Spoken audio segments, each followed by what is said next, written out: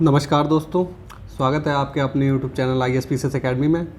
मैं हूं आपका एजुकेटर मयंक मिश्रा और मेरे द्वारा आपको जो है पॉलिटी की सीरीज़ जो है वो उपलब्ध कराई जा रही है। तो ये मैं उसका नेक्स्ट पार्ट लेके आया हूं। तो बात कर लेते हैं कि जो पिछला जो हमारा जो मतलब कि जो पिछला लेक्चर था उसमें मैंने आपको संसद के बारे में पढ़ाया था। संसद पे मैं आपको ऑलरेडी 2 लेक्चर दे चुका हूँ। आज ये संसद से तीसरा लेक्चर है, क्योंकि संसद जो हमारा लेक्चर है ये काफ़ी बड़ा है तो इसको एक वीडियो में कवर नहीं किया जा सकता था, इसलिए मैंने इसको 3 से 4 पार्ट में डिवाइड करने का निर्णय लिया है। तो पिछला जो वीडियो था वो हमने संसद के बारे में क्या क्या चर्चा कर ली थी, एक बार देख लेते हैं। कि जो संसद आप लोगों ने देखा होगा न्यूज़ पे या फिर टीवी चैनल पे जब देखते हैं तो आप लोगों ने देखा होगा कि वो सदस्य जो बैठे होते हैं और जो हेड होता है, जो अध्यक्ष होता है, तो उनके बारे में हम लोगों ने चर्चा करी कि वो किस तरीके से वहाँ पे पहुँचते हैं, किस तरीके से हटते हैं, कौन अध्यक्ष बनता है, कौन उपाध्यक्ष। तो ये सारी की सारी चर्चाएं हम लोगों ने कर ली थी और उनका वेतन कहाँ से आता है, तो ये सब बारे में हम लोगों ने चर्चा कर ली थी। तो उसके आगे की जो प्रक्रिया है हम लोग आज देखने वाले हैं। कि आज हम लोग देखेंगे कि जो संसद में कार्य होता है वो किस तरीके से होता है, जो वहाँ पे बहस होती है वो किस तरीके से होती है। तो ये सब चीज़ें आज हम देखने वाले हैं। तो चलिए अपना मतलब कि आज का जो हमारा लेक्चर है शुरुआत करते हैं। तो आज पहली चीज़ जो मैं आपको बताने जा रहा हूँ वो है गढ़ पूर्ति के बारे में, कोरम के बारे में। गढ़ पूर्ति को बोलते हैं कोरम। तो देखते हैं कोरम क्या होता है। कि जो कोरम या गढ़ पूर्ति जो होती है वो सदस्यों की न्यूनतम संख्या होती है जिनकी उपस्थिति से सदन का कार्य जो है वो संपादित होता है। यह प्रत्येक सदन में पीठासीन अधिकारी समेत कुल सदस्यों का 10वां हिस्सा होता है। तो कहने का मतलब ये होता है कि जैसे कि कोई भी सदन है तो उसमें कोरम का मतलब है कि उसमें जो है जो मिनिमम जो मेंबर होने चाहिए तो वो उस सदन के 1/10 होने चाहिए। तो अगर इससे कम है तो वो जो है सदन जो है वो कार्रवाई उस सदन की चालू नहीं रह सकती। तो ये बात इसमें कही गई कि जो कोरम होगा वो सदस्यों का 1/10 होना चाहिए। उससे अगर 1/10 नहीं है तो आप मतलब कि जो सदन है उसकी कार्रवाई नहीं चलेगी। तो जो पीठासीन अधिकारी होता है उसके समेत कुल सदस्यों का 1/10 हिस्सा जो होता है उसको कोरम बोला जाता है। आगे हम लोग चर्चा करेंगे संसद में भाषा। तो अब हम लोग देखेंगे कि जो हमारी संसद होती है उसमें भाषा क्या बोली जानी चाहिए, मतलब भाषा को लेकर क्या उपबंध है कि किस किस भाषा को वहाँ पे मान्यता है, किसको नहीं है। तो चलिए एक बार हम लोग देख लेते हैं। तो संविधान में क्या लिखा है कि हिंदी और अंग्रेजी को भाषा को सदन की कार्रवाई के लिए भाषा घोषित की गई है। कौन कौन सी? हिंदी और अंग्रेजी। अच्छा एक बात और देख लीजिए, जो हमारी संविधान सभा थी तो जब हमारा संविधान बना था तो उसमें अंग्रेजी के लिए ये प्रावधान का था कि वो 15 वर्ष तक जो है अंग्रेजी बोली जाएगी, उसके बाद में अंग्रेजी को समाप्त कर दिया जाएगा, उसके बाद में हिंदी ही हमारी भाषा रहेगी संसद की। लेकिन इसको जो है प्रावधान को अभी तक मतलब कि बार बार आगे ही बढ़ाया जा रहा है। तो अभी अंग्रेजी और हिंदी दोनों ही उपलब्ध हैं। आगे देखते हैं कि जो हालांकि पीठासीन अधिकारी जो होता है वो किसी सदस्य को अपनी मातृभाषा में भी बोलने का अधिकार दे सकता है। तो इसमें कहने का मतलब ये है कि जो लोकसभा का अध्यक्ष या राज्यसभा का सभापति होगा तो जो मेंबर होंगे तो वो उनको उनकी जो मातृभाषा है, चाहे वो बंगाली हो, उड़िया हो, तमिल, तेलुगु, मतलब कि जहाँ का भी वो रहने वाला हो तो उसको अपनी मातृभाषा में बोलने का भी मौका अगर अध्यक्ष चाहेगा तो वो उनको दे सकता है कि आप अपनी मातृभाषा में भी बोल सकते हैं। तो ये अध्यक्ष के ऊपर डिपेंड करेगा कि हिंदी इंग्लिश छोड़ के जो है मेंबर अन्य किसी भाषा में भी अपने विचार रख सकें। तो हम लोगों ने देख लिया भाषा क्या होगी। अब अगला जो हमारा है तो इसमें देखते हैं कि मंत्रियों एवं महान्यायवादी के अधिकार हम लोग देखने वाले हैं। तो जो मंत्री होते हैं उनके और होता है महान्यायवादी। महान्यायवादी का टॉपिक मैं आपको आगे पढ़ाऊँगा, तो आप बस अभी नोट कर लीजिए कि एक मेंबर होता है महान्यायवादी। तो वो और मंत्री के अधिकार क्या क्या हैं। तो हम लोग चलिए देखते हैं। तो इसमें क्या होता है कि सदन का सदस्य होने के अतिरिक्त प्रत्येक मंत्री एवं भारत के महान्यायवादी को इस बात का अधिकार होता है कि वह सदन में अपने विचार व्यक्त कर सकता है, दोनों सदनों की संयुक्त बैठक में भाग ले सकता है, लेकिन मतदान के अधिकार के बिना। तो इसमें इस बात की चर्चा की कि जैसे कि कोई मंत्री है, मंत्री को ये विशेषाधिकार होगा, जैसे कि मंत्री वो लोकसभा से बना हुआ है, ठीक है, लोकसभा से वो चुना हुआ है, लोकसभा का मेंबर है। तो अब जैसे राज्यसभा की कार्रवाई होती है तो ठीक है, तो उसके पास में ये विशेष अधिकार होगा कि वो राज्यसभा की कार्रवाई में भी भाग ले सकता है, और लेकिन वहाँ पे मतदान नहीं कर सकता। वहाँ पे भाग तो ले सकता है लेकिन मतदान नहीं करेगा। यही अच्छा महान्यायवादी क्या होता है कि वो संसद का सदस्य तो होता नहीं है, चाहे वो लोकसभा का हो चाहे वो राज्यसभा का हो, दोनों में से किसी का भी सदस्य नहीं होता। लेकिन वो जो है कार्रवाई में भाग तो ले सकता है, चर्चा कर सकता है, लेकिन जो है वहाँ पे वोटिंग नहीं कर सकता महान्यायवादी। और एक पॉइंट और, जैसे कि मंत्री है, जैसे कि दोनों सदनों की संयुक्त बैठक हो गई, तो मंत्री मतलब कि अगर एक सदन का है तो दूसरे सदन में भी जा सकता है। जैसे कि अब कोई राज्यसभा का मतलब राज्यसभा से कोई मंत्री बना है, वो लोकसभा की कार्रवाई में भाग ले सकता है, लेकिन वहाँ पे वोटिंग नहीं कर सकता। तो ये जो है उसके पास में विशेषाधिकार होते हैं। तो महान्यायवादी पास क्या होते हैं कि जो वो सदन का सदस्य तो नहीं होता है, लेकिन फिर भी उसकी कार्रवाई में भाग लेता है, तो ये उसके पास विशेषाधिकार होते हैं। तो अब हम लोग एक वर्ड आता है लेम डक सत्र को हम लोग देख लेते हैं। लेम डक सत्र क्या होता है?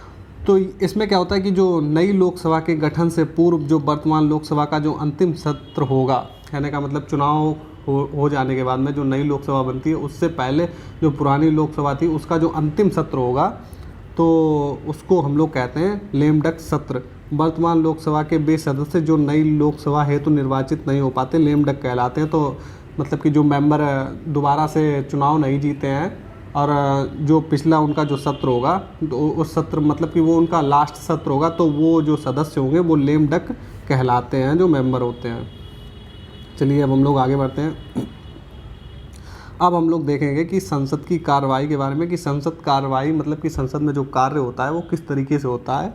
चलिए हम लोग देखते हैं कि किस तरीके से प्रस्ताव मतलब कि क्वेश्चन जो है पूछते हैं सदस्य, और कैसे कैसे पूछते हैं, किस तरीके से। तो ये सारी की सारी चीज़ें हम लोग अब डिटेल में जानने वाले हैं। तो चलिए शुरू करते हैं। देखिए, तो कार्रवाई में सबसे पहले क्या होता है कि प्रश्नकाल। जैसे कि सत्र जब स्टार्ट होता है तो उसमें क्या होता है कि प्रश्नकाल होता है। तो प्रश्नकाल क्या होता है कि संसद का पहला घंटा मतलब कि मीटिंग बैठी, उसके बाद का जो पहला घंटा होगा उसको प्रश्नकाल के लिए होता है, मतलब कि उसको प्रश्नकाल का टाइम पीरियड बोला जाएगा। तो प्रश्नकाल में क्या होता है कि इस दौरान जो सदस्य होते हैं, जो मेंबर हैं सदन के, वो प्रश्न पूछते हैं। और प्रश्न पूछते किससे? मंत्रियों से। ठीक है, सामान्यतः मंत्री उत्तर देते हैं। तो मतलब कि सामान्यतः जो है वो मंत्री से ही क्वेश्चन किया जाता है। जैसे कि अब गवर्नमेंट जो होती है वो मंत्रियों के मतलब कि मंत्रियों को विभाग बांट देती है। तो उनके विभाग से अगर कोई इन्फॉर्मेशन चाहिए सदस्य को, वो सदस्य जो होता है वो उनके विभाग से इन्फॉर्मेशन मांगता है कि हाँ आपके ये इस विभाग में क्या चल रहा है, और ये कानून व्यवस्था कैसी चल रही है, आपका सड़क विभाग में ये कैसी, मतलब कि उसको जो भी जानकारी चाहिए हो तो वो मंत्री से पूछता है। तो इनको बोलते हैं कि प्रश्नकाल के दौरान जो है वो मंत्रियों से क्वेश्चन किए जाते हैं जो सदस्य होते हैं, चाहे वो पक्ष का हो या विपक्ष का, दोनों ही सदस्य पूछ सकते हैं। अच्छा, प्रश्न किस किस टाइप के होते हैं, चलिए एक बार ये भी डिस्कस कर लेते हैं। तो प्रश्न जो होते हैं वो 3 तरीके के होते हैं। एक होता है, पहला होता है तारांकित प्रश्न।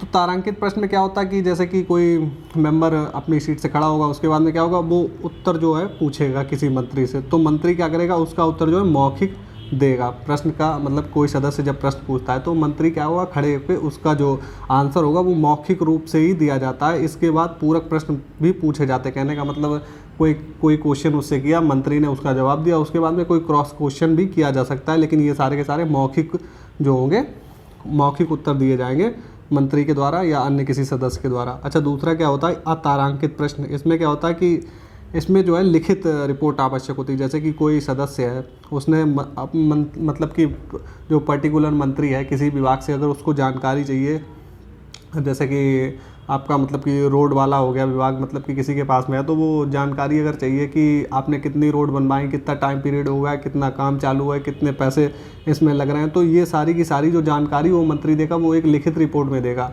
क्योंकि उसको एग्जैक्ट रिपोर्ट देनी पड़ती है। इसका उत्तर वो मौखिक नहीं दे सकता है, क्योंकि मंत्री है तो, लेकिन उसको इतनी जानकारी नहीं होती कि कितना काम कहाँ पे चालू हुआ। तो ये तो सब सारा का काम स्टाफ का होता है, तो ये सब उसको लिखित रिपोर्ट में ही देना पड़ता है। तो अब अच्छा, इसके बाद में क्या होता है कि पूरक प्रश्न नहीं पूछे जा सकते।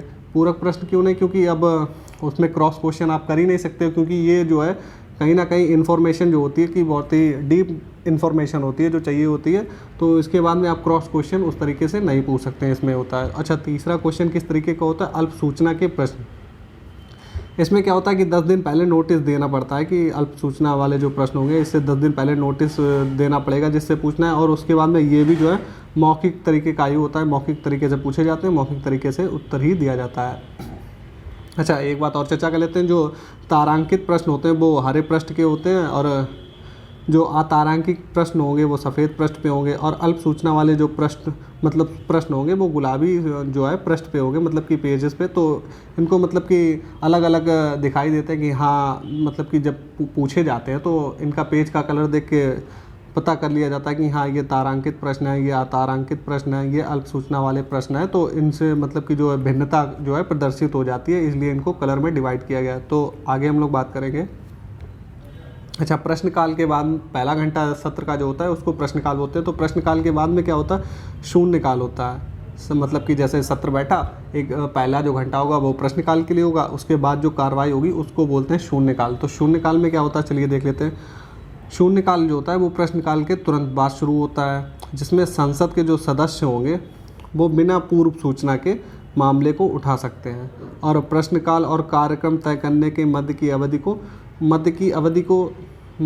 के समय की अवधि को जो है शून्यकाल कहते हैं। जो मतलब कि जैसे कि प्रश्नकाल हो जाने के बाद में शून्यकाल स्टार्ट हुआ, और उसके बाद में जो कार्रवाई होगी तो उसके बीच में जो टाइम पीरियड होता है उसको शून्यकाल कहते हैं। इसमें क्या होता है कि सूचना मतलब कि बिना सूचना देने से, मतलब कि कोई बिना सूचना आपको दिए बगैर ही आपसे क्वेश्चन, मतलब कि कोई सदस्य जो है वो मंत्री से क्वेश्चन कर सकता है बिना पूर्व सूचना देने के। अच्छा, तो हम लोगों ने देख लिया कि किस किस तरीके से प्रश्न पूछे जाते हैं।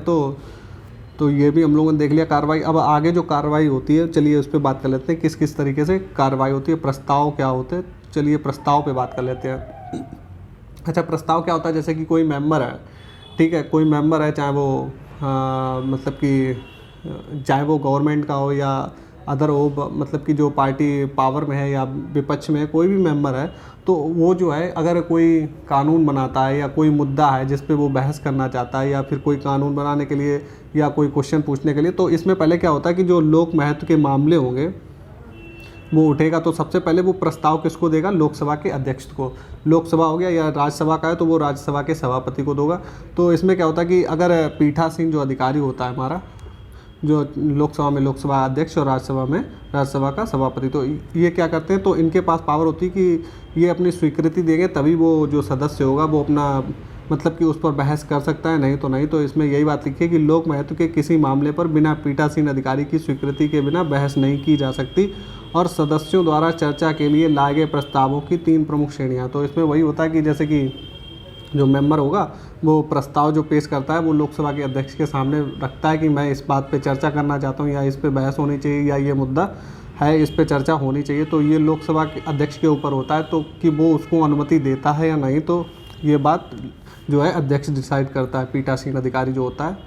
तो चलिए जो प्रस्ताव होते हैं, चलिए जो 3 मुख्य श्रेणियाँ होती हैं प्रस्ताव की, चलिए देख लेते हैं। तो प्रस्ताव किस किस तरीके का आता है, जैसे कि कोई महत्वपूर्ण प्रस्ताव है, तो मतलब कि महत्वपूर्ण प्रस्ताव में क्या क्या आ जाएगा कि जैसे कि राष्ट्रपति के खिलाफ महाभियोग हो गया, मुख्य निर्वाचन आयुक्त को हटाना हो गया। तो ये जो कैटेगरी होती है इसको हम कहेंगे बहुत ही अति महत्वपूर्ण प्रस्ताव है जो लाया गया है किसी के द्वारा। अच्छा, दूसरा क्या होता है, स्थानापन्न प्रस्ताव।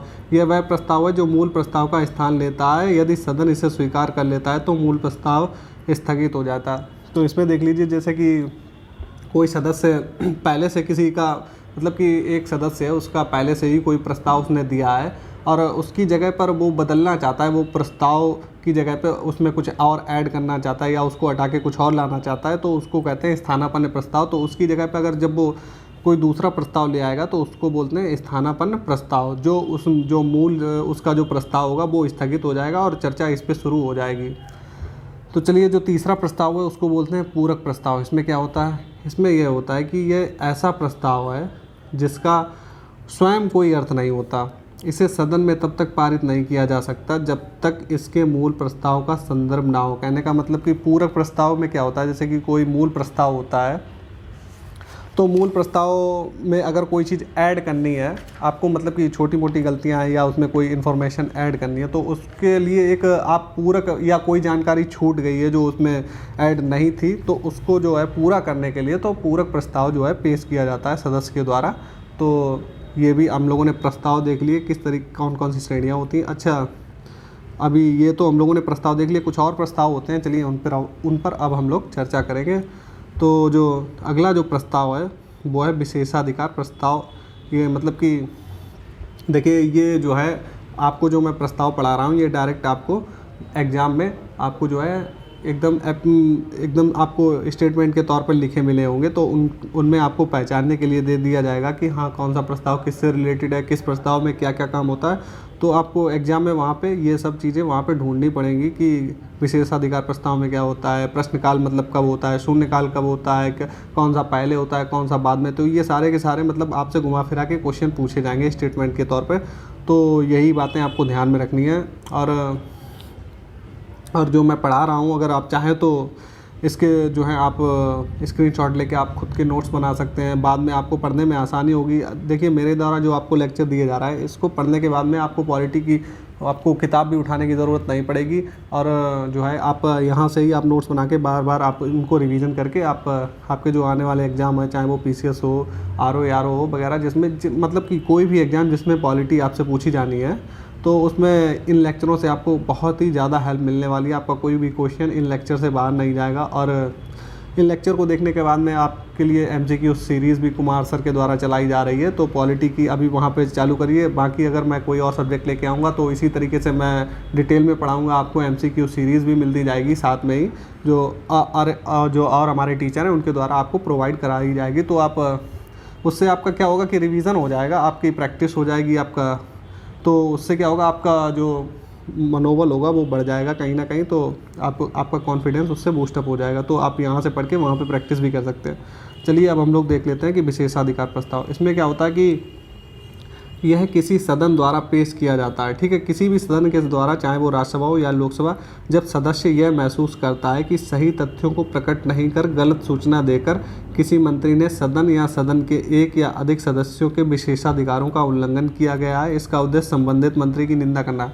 इसमें क्या होता है, जैसे कि कोई सदस्य ने किसी मंत्री से कोई क्वेश्चन किया था, तो अगर उस सदस्य को लग रहा है कि मंत्री ने गलत सूचना दी या मतलब कि जो तथ्य उसने दिए हैं वो सही नहीं है, तो इसको लेकर के वो जो सदस्य होगा वो एक विशेषाधिकार प्रस्ताव लाएगा सदन में।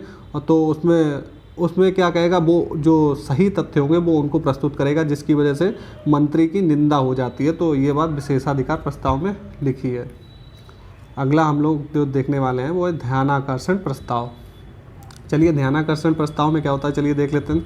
तो इस प्रस्ताव द्वारा कोई सदस्य किसी मंत्री का ध्यान अविलंबनीय लोक महत्व के किसी मामले पर आकृष्ट करता है। तो इसमें जो मेंबर होंगे वो कोई मंत्री है, उससे रिलेटेड, उसके विभाग से रिलेटेड जो है कोई भी जो है अविलंबनीय लोक महत्व, कहने का मतलब कि जो ऐसा मुद्दा जो जिस पे विलंब करना ठीक नहीं है, तो उस मामले पर उस मंत्री का ध्यान जो है वो आकृष्ट करेगा। तो ये बात ध्यानाकर्षण प्रस्ताव में लिखी है। अगला जो है वो है स्थगन प्रस्ताव। चलिए अब हम लोग स्थगन प्रस्ताव को देख लेते हैं। तो स्थगन प्रस्ताव में क्या है, यह किसी अविलंबनीय लोक महत्व के मामले पर सदन में चर्चा करने के लिए सदन की कार्रवाई को स्थगित करने का प्रस्ताव है। इसके लिए 50 सदस्यों का समर्थन आवश्यक है। देखिए ये मैं जो आपको प्रस्ताव पढ़ा रहा हूँ, तो ये लोकसभा और राज्यसभा दोनों के लिए ही हैं। अब ये ऐसा नहीं सोच लीजिएगा ये सिर्फ लोकसभा, ये लोकसभा और राज्यसभा दोनों की ही कार्रवाई में ये शामिल किए जाते हैं। तो अच्छा, स्थगन प्रस्ताव में क्या होता है, जैसे कि कोई अविलंबनीय मुद्दा है जो कि मतलब कि बहुत ज्वलंत मुद्दा है जिस पे सदन में चर्चा होनी ही चाहिए, तो और सदन की कार्रवाई चल रही है दूसरे मुद्दों पर, तो सदस्य मतलब कि 50 सदस्यों का इसमें समर्थन चाहिए। जैसे कि 50 सदस्यों के हस्ताक्षर सही तो होना चाहिए। तो लोकसभा अध्यक्ष के पास में 50 लोग अपने हस्ताक्षर करके भेजेंगे उस प्रस्ताव को अध्यक्ष के पास में। उसके बाद में क्या होगा कि सदन की जो कार्रवाई वर्तमान में चल रही है उसको रोकने के बाद में जो मुद्दा होगा, जो अविलंबनीय जिसको होगा, जो ज्वलंत मुद्दा, तो उस पर चर्चा की जाएगी। बाकी की जो संसद की जो कार्रवाई मतलब कि उस सदन की कार्रवाई है उसको रोक दिया जाएगा। तो ये बात स्थगन प्रस्ताव में लिखी है। अगला जो प्रस्ताव है वो है अविश्वास प्रस्ताव। तो अविश्वास प्रस्ताव में क्या है, चलिए देख लेते हैं कि मंत्रिपरिषद तभी तक जब तक कि उसे सदन में बहुमत प्राप्त है तभी तक रह सकती है। दूसरे शब्दों में लोकसभा जो है वो मंत्रिमंडल को अविश्वास प्रस्ताव पारित कर सकती है। मतलब कि कहने का मतलब ये है कि जैसे कि जो मंत्रिमंडल होती है वो लोकसभा के प्रति जो है सामूहिक रूप से उत्तरदायी भी होती है। तो जो सदन होती है मतलब कि लोकसभा है, अगर लोकसभा बहुमत के द्वारा अविश्वास प्रस्ताव अगर पारित कर देती है तो उसमें क्या होगा कि मंत्रिमंडल को त्यागपत्र देना होगा। तो अगर मान लीजिए कि एक पार्टी की मतलब कि एक पार्टी के पास में बहुमत नहीं है, अगर गठबंधन द्वारा सरकार बनी और उनमें कुछ मनमुटाव हो गया, तो उसमें क्या होगा कि जो बाकी सदस्य होंगे वो अपना मतलब कि जो उन्होंने गठबंधन किया था तो वो अपने अपने जो विधायक होंगे वो उनसे समर्थन वापस ले लेंगे। उसके बाद में क्या होगा कि और जो होंगे अगर, तो वो क्या करेंगे, जो मेंबर वो अविश्वास प्रस्ताव ला देंगे। तो अविश्वास प्रस्ताव में क्या होगा कि जो बाद में दोबारा वोटिंग होगी, अगर वोटिंग में मतलब कि जो करंट गवर्नमेंट है अगर वोटिंग में नहीं जीत पाती है तो उसको त्यागपत्र देना पड़ेगा। लेकिन क्या होता है कि प्रस्ताव के जो अविश्वास प्रस्ताव जो होगा उसमें 50 सदस्यों का समर्थन मतलब कि चाहिए होगा कि उनकी 50 कम से कम 50 मेंबर जो हैं हस्ताक्षर करके लोकसभा अध्यक्ष को प्रस्ताव देंगे, तभी इस पर चर्चा होगी। अब चलिए हम लोग बात कर लेते हैं धन्यवाद प्रस्ताव पे। तो धन्यवाद प्रस्ताव में क्या होता है चलिए देख लेते हैं। तो प्रत्येक आम चुनाव के पहले सत्र, तो जो चुनाव के बाद में जो पहला सत्र होता है, एवं वित्तीय वर्ष के पहले सत्र, मतलब कि हर साल का पहला सत्र, जैसे कि 5 साल तक लोकसभा रहती है तो उसका पहला सत्र, और जो नई लोकसभा है उसका पहला सत्र क्या होता है कि राष्ट्रपति जो होता है वो सदन को संबोधित करता है।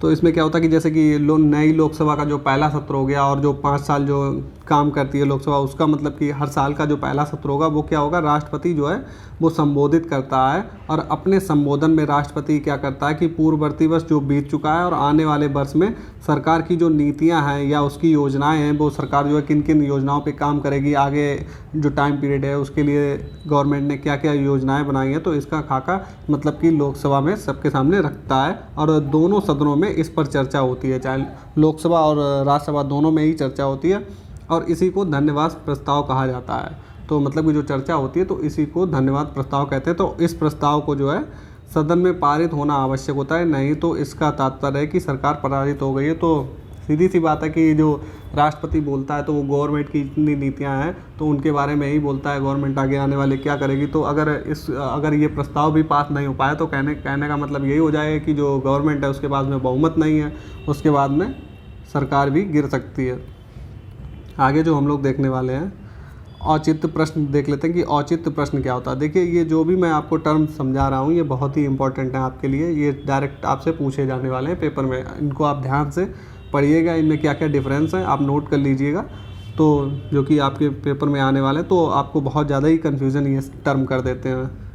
तो चलिए देख लेते हैं औचित्य प्रश्न क्या होता है कि जब सदन संचालन के सामान्य नियमों का पालन नहीं करता तो एक सदस्य औचित्य प्रश्न के माध्यम से सदन का ध्यान आकर्षित करता है। यह सामान्यतः किसी विपक्षी सदस्य द्वारा सरकार पर नियंत्रण के लिए उठाया जाता है। जैसे कि मान लीजिए जैसे कि विपक्षी कोई सदस्य है, विपक्षी ना होकर भी कोई सामान्य मेंबर है, वो जो क्या करता है कि जैसे कि उसको लगे कि जो सदन की कार्रवाई है, जो मतलब कि नियम प्रक्रिया है उस हिसाब से ना चलकर किसी गलत तरीके से चल रही है, तो जो सदस्य होगा वो औचित्य प्रश्न उठाएगा सदन में। तो उसके द्वारा क्या होगा, तो बाकी के जो अध्यक्ष होंगे या बाकी के सदस्य होंगे तो उनका ध्यान जाएगा। तो कहीं ना कहीं ये जो है कि इस पर सरकार पर नियंत्रण के लिए उठाया जाता है कि हाँ आप गलत तरीके से कार्य नहीं कर सकते हैं।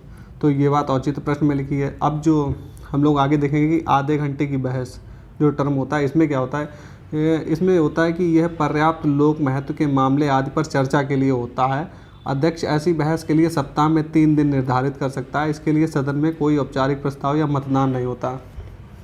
जैसे कि मान लीजिए कोई लोक महत्व का मुद्दा है तो जो पीठासीन अधिकारी होता है वो आधे घंटे की बहस में क्या होता है कि सप्ताह में वो 3 दिन डिसाइड कर देता है कि आप आधे घंटे का टाइम दे देगा कि जो आपके जो वर्तमान करंट जो मुद्दे होंगे जिन पर बहस करना ज़रूरी है, तो वो 3 दिन सप्ताह में 3 दिन डिसाइड कर देगा। हाँ, तो उन 3 दिनों में आधे घंटे का सभी को टाइम मिलेगा उस जो है मुद्दे पर चर्चा करने के लिए।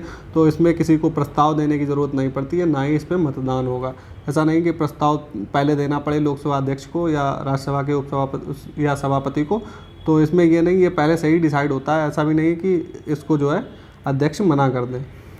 तो अगला जो है वो हम बात करेंगे अल्पकालिक चर्चा की। देख लेते हैं कि जो एक महत्वपूर्ण शब्द है अल्पकालिक चर्चा, इसमें क्या होता है, तो इसमें ये होता है कि इसे 2 घंटे की चर्चा भी कहते हैं, क्योंकि इस तरह की चर्चा के लिए 2 घंटे से अधिक का समय नहीं लगता है। तो और क्या होता है कि संसद सदस्य किसी ज़रूरी सार्वजनिक महत्व के मामले को बहस के लिए रख सकते हैं। अध्यक्ष जो है एक सप्ताह में इस बहस के लिए 3 दिन उपलब्ध कराएगा। वही अभी हम लोगों ने जो आधे घंटे की चर्चा वाला देखा था, तो वही अल्पकालिक चर्चा में भी सेम वही प्रावधान है, लेकिन इसमें टाइम ड्यूरेशन बढ़ा के 2 घंटे कर दी गई है। तो हम लोगों ने देख लिया कि जो संसद की जो कार्रवाई होती है वो किस तरीके से होती है, कैसे लोग बोलेंगे, मतलब कि जो मेंबर होंगे वो किस तरीके से कार्रवाई करेंगे। लोकसभा जो अध्यक्ष होता है तो उसके पास में पहले प्रस्ताव देना पड़ेगा आपको, उसके बाद में बोलेंगे, उसके पास में किसी मुद्दे पर बहस करनी है तो ये सारी की सारी पहले अनुमति उससे लेनी पड़ती है, और किस मामले में अनुमति नहीं लेनी पड़ेगी, किस पे कितनी चर्चा होगी, कौन सा प्रश्न कब पूछ सकते हो। तो ये सारी की सारी चीज़ें आज हम लोगों ने डिस्कस कर ली हैं। तो चलिए एक चीज़ और मैं आपको बता देता हूँ कि जैसे कि विधेयक होते हैं, मैंने कल के लेक्चर में आपको बताया था कि विधेयक क्या होते हैं। तो अब मैं आज आपको ये नहीं बताने वाला हूँ। तो मैं चाहता हूँ कि आप सीरीज़ को स्टार्टिंग से देखिए, तभी आपको सारी की सारी चीज़ें क्लियर हो जाएंगी, क्योंकि अगर एक ही चीज़ मैं बार बार अलग अलग लेक्चर में बताऊंगा तो उससे मतलब कि वीडियो लंबी हो जाएगी, या मतलब कि बार बार बताने का कोई मतलब नहीं है। तो मैं आपसे गुजारिश करूंगा कि आप सारे के सारे वीडियो देखें, एक भी मिस नहीं करें, और जिससे कि आपको मतलब कि जितने भी डाउट होंगे वो भी आपके साथ ही साथ क्लियर होते चले जाएंगे। अगर आप एक वीडियो उठा के देखेंगे तो बीच में आपको चीज़ें समझ में नहीं आएंगी। तो मैंने आपको कल विधेयक के बारे में बता दिया था, विधेयक क्या होता है। बात कर लेते हैं कि सरकारी विधेयक होते हैं और गैर सरकारी विधेयक होते हैं, तो इन दोनों में डिफरेंस क्या होता है। चलिए हम लोग बात करते हैं कि जो सरकारी विधेयक और गैर सरकारी विधेयक होते हैं इसमें डिफरेंस क्या होता है, चलिए देख लेते हैं। तो सरकारी विधेयक, सबसे पहला पॉइंट देखते हैं कि इसे संसद में मंत्री के द्वारा पेश किया जाता है। तो जो मंत्री होते हैं, तो सरकारी विधेयक कौन पेश करता है, सिर्फ मंत्री ही पेश कर सकते हैं। और गैर सरकारी विधेयक में इसे संसद में मंत्री के अलावा किसी भी सदस्य के द्वारा पेश किया जाता है। तो जो गैर सरकारी होगा उसे मंत्री भी पेश करता है, और जो मंत्री नहीं है वो भी इसे पेश कर सकता है।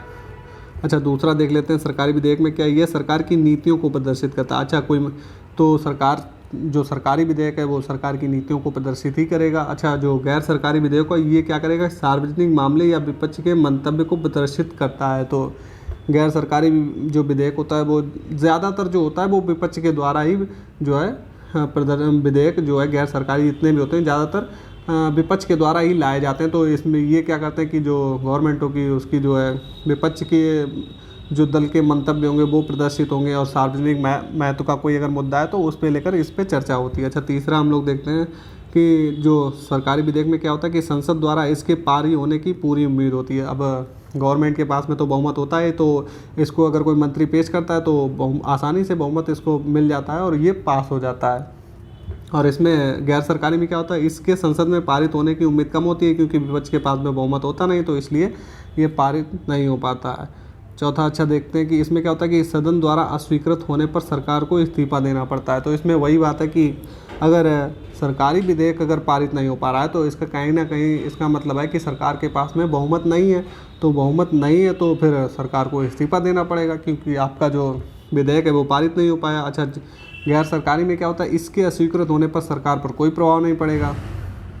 अच्छा, बात इसमें सरकारी विधेयक में पांचवा पॉइंट क्या है कि सदन में पेश करने के लिए 7 दिनों का नोटिस मतलब होना चाहिए, और इसमें क्या होता है कि 1 महीने पहले नोटिस देना पड़ेगा, तब आप इसको पेश कर सकते हैं।